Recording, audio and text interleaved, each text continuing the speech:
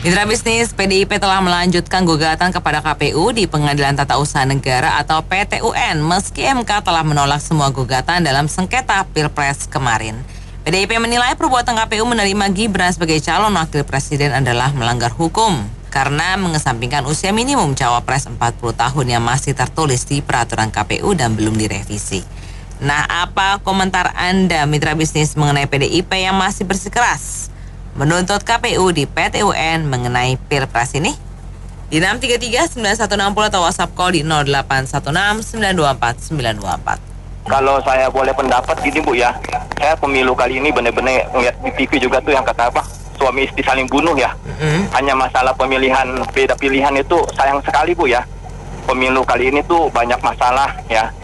Cuman saya gini sih, kalau memang PDIP mau tuntut ya ke PT-UN atau kemanapun ya nggak apa-apa sih. Lebih baik dengan jalan legal, jangan sampai ada demo-demo, jangan sampai itu di bawah itu seperti yang kejadian masuk TV itu Bu, suami istri saling bunuh hanya karena beda pilihan. Itu kan tragis ya. Kalau jumlahnya banyak itu di bawah tuh masyarakat banyak sampai begitu, Indonesia bisa kacau tuh Bu. Jadi janganlah kalau masalah politik itu bawa masa apalagi ke bawah, kasihan ya. Nanti negara ini bisa hancur. Kalau mau secara hukum jalanin aja nggak apa-apa. Itu lebih bagus ya, lebih elegan dibanding timbul konflik. Nggak apa-apa, jalanin aja, PDIP atau siapapun jalanin aja. Nanti kalau sampai angket atau apa juga nggak apa-apa. Yang penting Indonesia jangan pecah belah deh Bu. Itu aja maksud saya ya.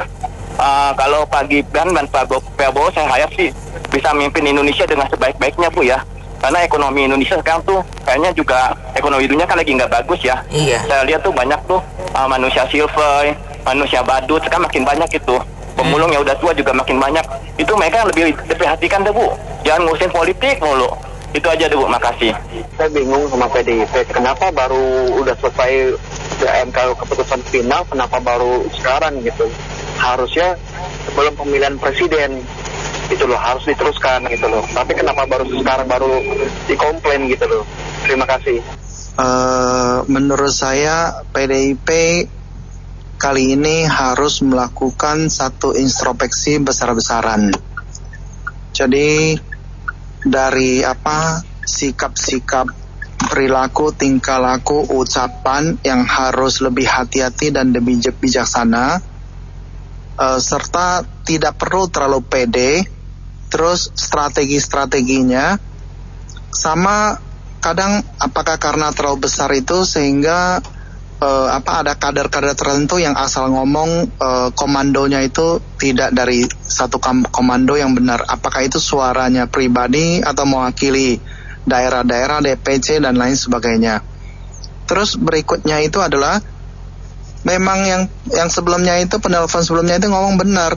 Kenapa sejak awal pendaftaran itu tidak digugat dan tidak dipermasalahkan? Sekarang istilahnya itu nasi itu sudah jadi bubur. Nah, sekarang baru tuntut.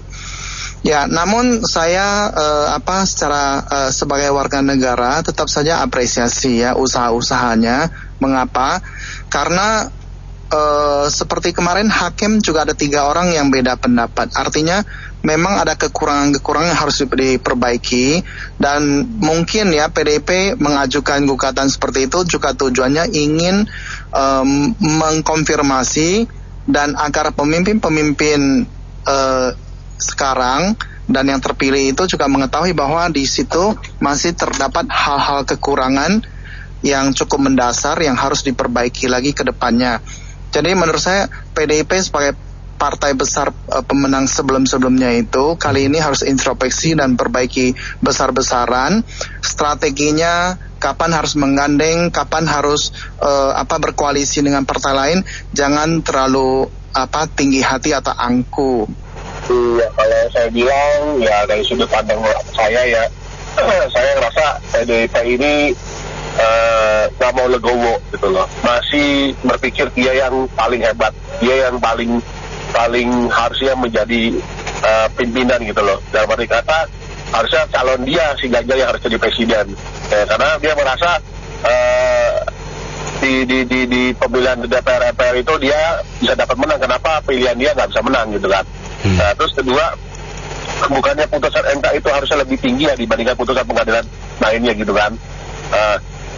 Kalau kemarin kan sudah dibahas juga kalau di MK kan, kalau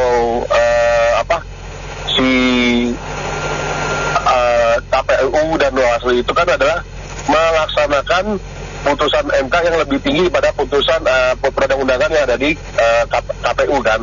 Nah itu udah jelas, tapi masih mencoba mencari caranya di PT-UN agar itu tetap Gibran itu nggak sah gitu loh. Saya juga nggak ngerti apa karena dia merasa artinya dalam arti kata dia yang mencalonkan Gibran harusnya masuk di PDIP gitu kan.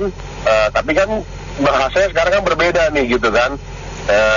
Yang akhirnya ditarik oleh timnya Prabowo gitu loh.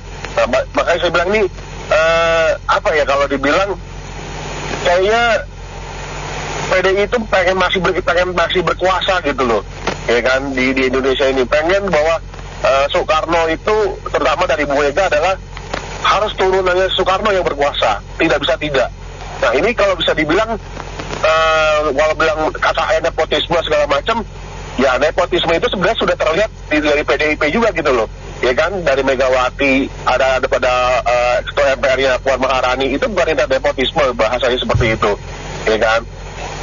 Tapi ini bahasanya kalau lebih lanjut lagi kalau dibilang kekuasaan itu tidak mau dilepas dari Megawati gitu loh. Makanya masih di tangannya dia terus loh menurut saya. Itu sih, makanya dia mencoba dengan segala cara gitu loh. Ya itu aja menurut saya. Terima kasih.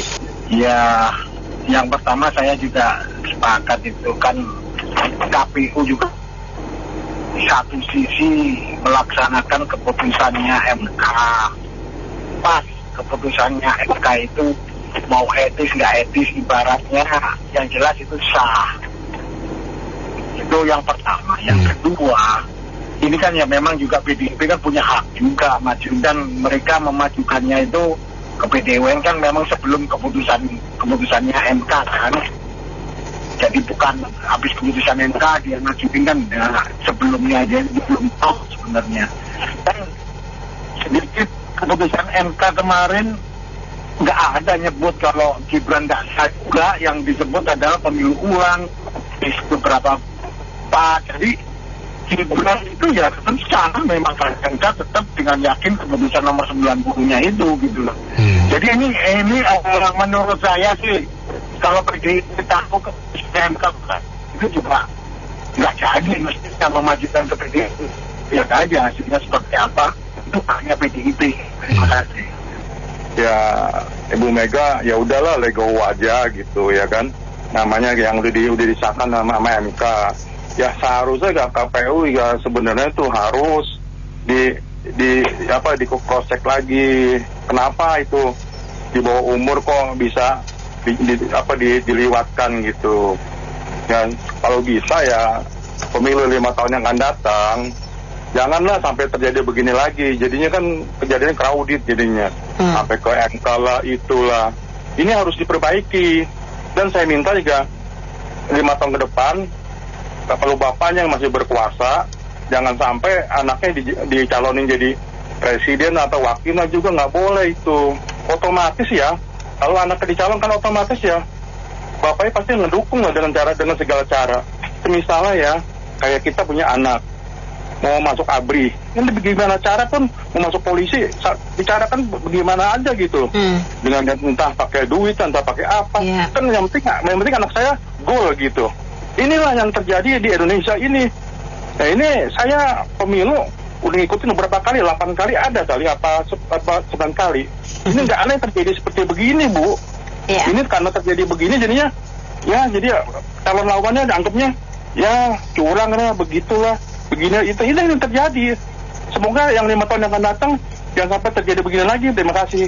Ya menurut saya sih memangnya kalau bukan anak presiden bisa dicalonin gitu.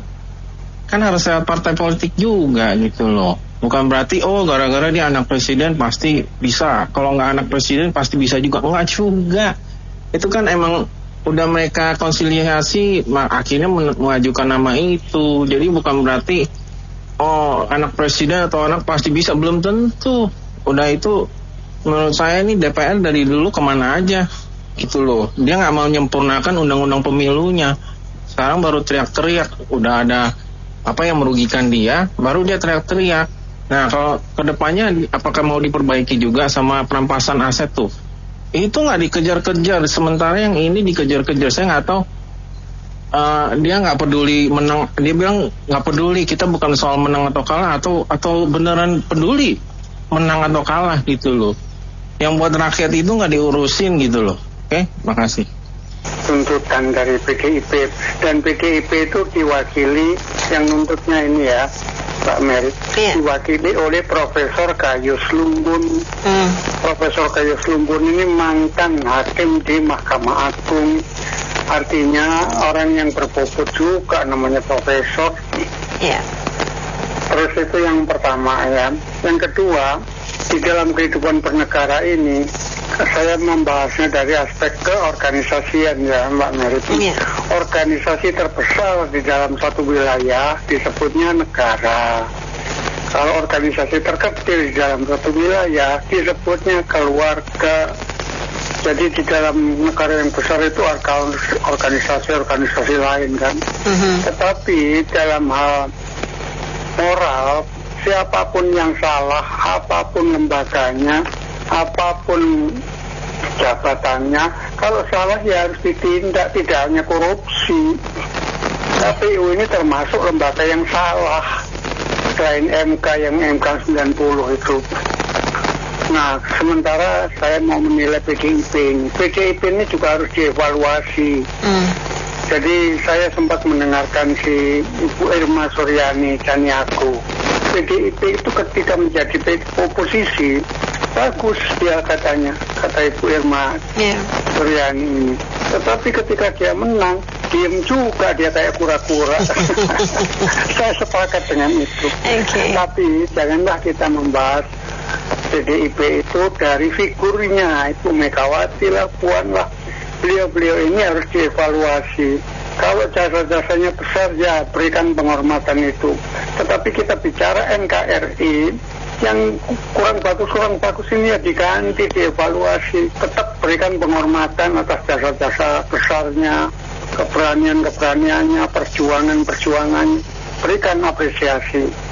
Menurut saya sih begitu ya. Supaya apa? Kita bicara NKRI ini supaya terus maju. Yang salah, yang kurang bermoral, tidak bermoral, sikap. Jangan biarkan negara ini dipimpin orang-orang antagonis. Terima kasih. Ya, saya kira ini pasti nanti akan dinarasikan sebagai tidak siap kalah, tidak sportif, segala macam kayak gitu. Tapi ini saya mau tekankan bahwa ini adalah hak konstitusional ya. Ya, itu hak partai politik untuk memperjuangkan itu. Karena toh ada suara-suara yang mendukung PDI Perjuangan. Oke, tapi hasilnya apa? Saya jujur ngomong di sini, itu sia-sia ya. Walaupun sia-sia juga harus dilakukan supaya yang cawe-cawe itu paham ini salah ya. Ada yang menentang itu, ada yang ingin menegakkan etika, tapi ada yang mengabaikan etika. Ini harus diperjuangkan karena biar gimana juga opportunity-nya kecil sekali, tetap harus diperjuangkan. Walaupun saya yakin ini akan dikalahkan ya.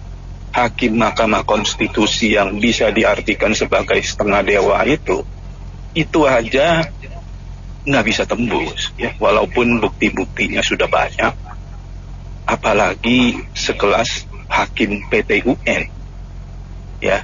Tapi ya itu, saya mendukung itu untuk dilakukan, walaupun bisa dikatakan sekarang juga ya hasilnya pasti kalah itu. Makasih. Ya, kalau menurut saya sih ini tindakan PDIP ini akan sia-sia ya, nggak akan mengubah keadaan. Bukannya saya ngebelain 02 ya, justru ini udah percuma lah ngelawan petahana yang kemarin aja MK udah jelas bukti-buktinya, tapi masih dibilang nggak terbukti cawe-cawe, padahal kan yang bersangkutan ngomong sendiri saya cawe-cawe. Kalau nggak terbukti nepotisme, padahal itu udah jelas ada kerabat yang menjadi hakim yang mengubah keputusan. Ya itu semuanya sebenarnya terbukti, cuman di MK ya tetap aja kalah karena kalian itu melawan petahana. Jadi bagi saya PDIP itu sebaiknya ya udahlah sekarang terima aja, lalu berusaha yang terbaik lagi untuk mengambil hati rakyat untuk pilpres atau pileg berikutnya supaya bisa mengajukan calon sendiri seperti yang pilpres sebelumnya. Kalau yang sekarang kan suaranya turun ya, walaupun PDIP jadi partai pemenang, ini suaranya turun kalau nggak salah belum, jadi nggak bisa mengajukan calon sendiri, jadi dia harus koalisi. Nah itu kalau untuk pilpres berikutnya ya sebaiknya PDIP ya bekerja untuk rakyat lagi lah, jadi oposisi. Gimana caranya biar bisa meraih suara terbanyak dan bisa mencalonkan kadernya sendiri lagi seperti pilpres 2019 kemarin ya. Kalau pendapat saya, kan saya monitor sudah jauh-jauh hari sebelum KPU itu menjalankan pemilihan umum ya Bu. Karena sebelumnya kan waktu itu yang kita perhatikan monitoring bahwa pencanangan anggota legislatif atau yudikatif pemerintahan itu diangkat dari yang muda. Ini kan terbentuk dari internasional seperti Perancis, Inggris, bahwa mereka mengangkat anggota pemerintahan itu lebih muda dari waktu sebelumnya. Artinya kan wacana dari MK itu sendiri sudah terbentuk mengikuti poros dunia global. Dengan begitu percepatan pembangunan 4.0-nya yang tua ini menjadi relevan. Artinya Bu Megawati menempatkan posisi seperti itu tidak pada tempatnya, karena dia mungkin beliau kurang memperhatikan media massa ya, atau konstitusi atau apa namanya kontribusinya atas bangsa kita juga bagaimana, mungkin begitu dia menilainya. Jadi saya harap Bu Mega memang hak konstitusinya memang memiliki 70-30 lah antara itu. Dengan demikian saya rasa baiknya Bu Mega mundur dari keputusannya itu dan menjalankan bahwa pemerintahan ini memang seharusnya berbalik ke cabai-cabian tadi menjadi anggota legislatif, yudikatif, dan eksekutif. Demokrasi Indonesia Perjuangan sebagai partai yang mengaku partai demokrasi harusnya kan memahami dan mentaati segala aturan main yang sudah disepakati dalam rangka pemilu.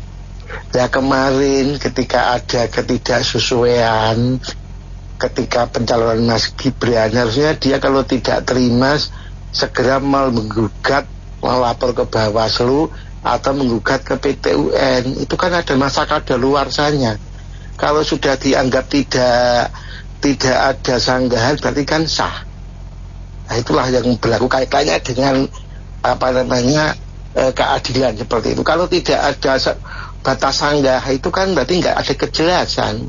Jadi kacau. Ya, harusnya itu PDI move on ya, move on. Jangan dong kadernya balik lah Pak Jokowi balik terus gelap mata itu, nggak mau tahu. Ini kan merepotkan, ini merugikan negara Indonesia. Kapan kita mau bergerak membangun yang ada ini? Kita kan banyak persoalan ini, masalah pangan saja kita kesulitan. Contohlah garam saja kita bisa memenuhi kebutuhan, kita masih impor dari Australia, padi dari beras dari Vietnam yang dulu berada dari kita. Saatnya kita untuk mengatasi masalah yang seperti itu. Makan daging sapi dan susu aja dari Australia lah. Kita kan punya lahan yang luas, mengapa kita tidak usahakan ini? Karena kita itu terus terang banyak yang malas sekarang. Di kampung saya ini dulu banyak bantuan kambing, sapi dulu. Itu sekarang udah nggak mau kerjain. Yang mau cuma saya ini, saya punya beberapa kambing dan ayam. Karena ya itu katanya nggak menjanjikan itu. Padahal itu itu bisa untuk celengan itu, kalau pas betul tinggal jual gitu. Nah oleh karena itu ya kita sekarang ini harus berdikari, mandiri gitu loh. Jangan ribut politik terus. Ya tanda saya kita usahakan sendirilah. Nah ini saya pikir dengan adanya Pak Prabowo yang sangat nasionalis dan mungkin dengan Pak Gibran yang mudah dan kreatif, ini bisa ya menumbuhkan ide-ide baru sehingga nanti negara ini bisa dibangun dengan lebih berkreatif sehingga pemenuhan kebutuhan dasar kita bisa terpenuhi. Gula saja koyo impor dulu zaman Belanda kita eksportir. Alah. Ya karena orang kita yang malas sendiri, nggak mau kerja itu. Supaya HP saja. Gitu, nal gitu. Nah ini biar nanti PDI nanti bisa menjadi betul-betul partai yang demokratis. Ya taatilah aturan-aturan yang sudah ada. Kemarin juga MK dalam keputusan sudah menjelaskan bahwa pencalonan Gibran itu sah. Karena keputusan MK sudah demikian itu berlaku final dan banding. Jadi peraturan di bawahnya langsung mengikuti bisa dilaksanakan, sudah dijelaskan oleh hakim, 8 hakim. Itu semuanya sepakat yang pencalonan Gibran itu nggak ada masalah.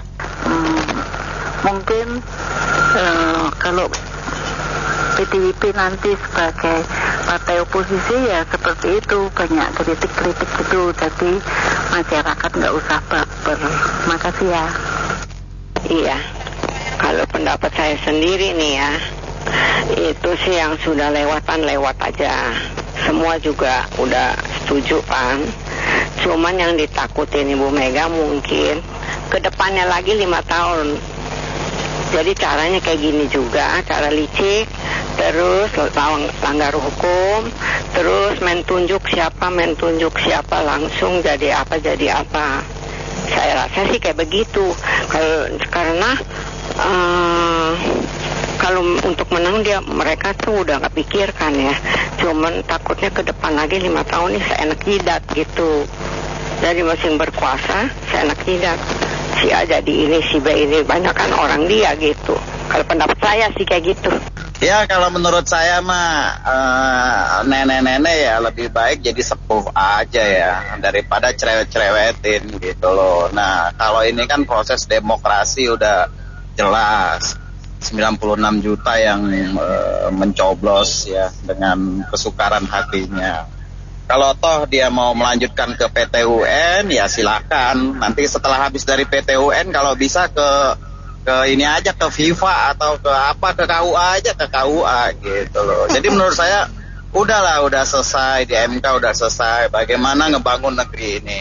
Dia bilang saya dizolimi dengan orang-orang yang berkuasa, rezim-rezim yang berkuasa. Harusnya dia pasang kaca gede-gede, benar nggak? Karena dia partai yang paling berkuasa sebenarnya. Ketua MPR, anaknya dia sendiri, Puan Maharani dan lain sebagainya. Jadi koreksi diri lah lebih mending. Buat Pak Sekjen itu lebih baik ngerem lah. Jadinya kayak lucu-lucuan aja di media sosial kan, jadinya diledek-ledekin sama netizen. Saya mau bilang itu merah tanpa Jokowi orang ada opo-opo lu, gitu kan? Kan pertamanya sang bos merah bilang Jokowi tanpa merah orang ada opo-opo nih. Sekarang dibuktikan Jokowi minggat, ternyata merah orang ada opo-opo nih. Terbalik. Yang terbukti mana? Nah kenyataan sekarang dia gerasa gerusuk kemarap ke sini. Ya udah, biar cepat aja nyungsep. Bentar lagi Pak Lurah akan menggigit. Kan Pak Lurah udah bilang siapa yang main-main akan saya gigit dengan cara saya. Kan udah dibuktikan lu. Jokowi minggat dari PDIP orang ada pokoknya terbukti 100%. Makanya jangan sok kuasa. Kan sudah bertanding, sudah sepakat semua, sudah apa? Coba kalau dia kalah, ya kalau dia menang, pasti dia diam-diam itu aja. PDIP itu mengada-ngada aja itu. Kenapa sekarang baru tuntut karena dia menang? Kalau dulu waktu sudah disepakati itu dituntut nggak boleh gimana-mana biar dia menggagalkan Gibran sebagai wakil, ya dululah lakukan. Kenapa sekarang? Karena dia menang gitu. Kalau kalah ya sudah dia diam aja. Saya makin yakin ke depannya ini PDIP-nya nggak bagus nih kalau kayak begitu. Ya, oke, terima kasih. Gini ya, ketahuan kalau politisi kita itu tidak siap kalah, maunya menang terus. Terutama PDIP kalau saat ini masih dijabat si Nenek Megawati dan sekjennya itu Hasto, maka berani Mbak, ayo taruhan Mbak Nena, nanti Oktober pasti pada saat pilkada terpuruk. Nanti kan cari-cari lagi. Kenapa? Karena bukankah awalnya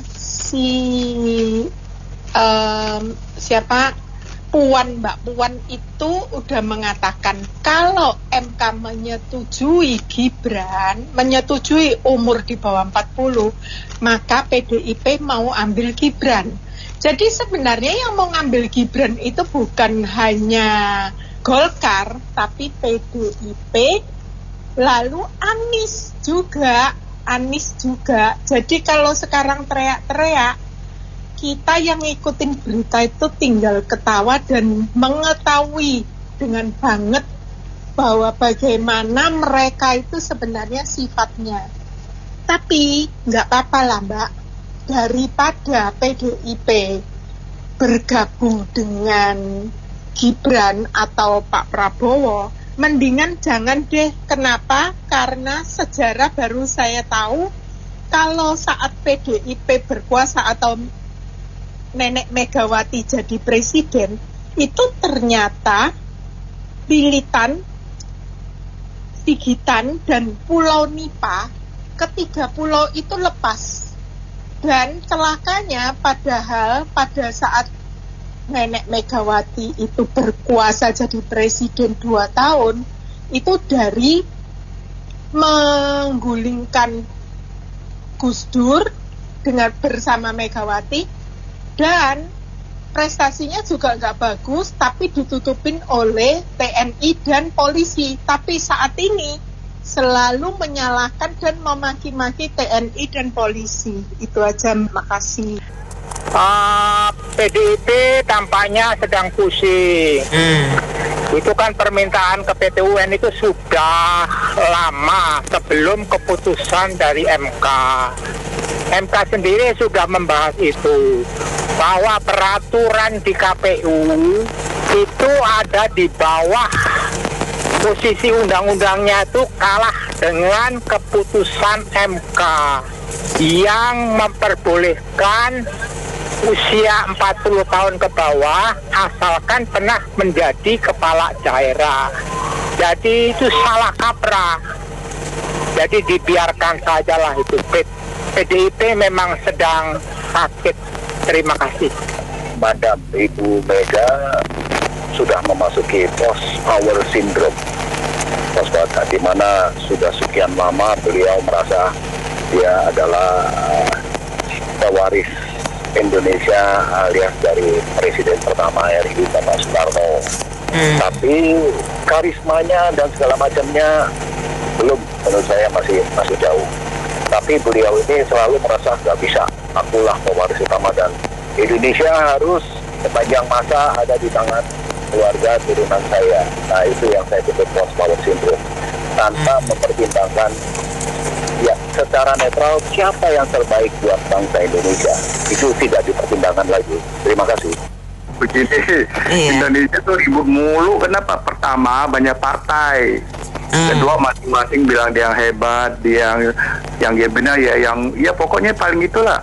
Kenapa nggak tiru sama Tiongkok ya satu partai ya nggak? Iya. Nah, kalau gitu kan ribut mulu. Kapan mau majunya bangsa ini masing-masing nggak mau ngalah? Gitu. Ya kalau gitu Pak Jansen kan engkong bersedia ganti Gibran, mau nggak Megawati? Ya nggak, udah selesai. Yang tua paling tua deh. Tua nih bukan tua kejemur, tua matang pohon. Baik, terima kasih Pak Jansen dan semua mitra bisnis yang sudah bergabung dalam Businessman Opinion kali ini. Saya Anita Wijaya.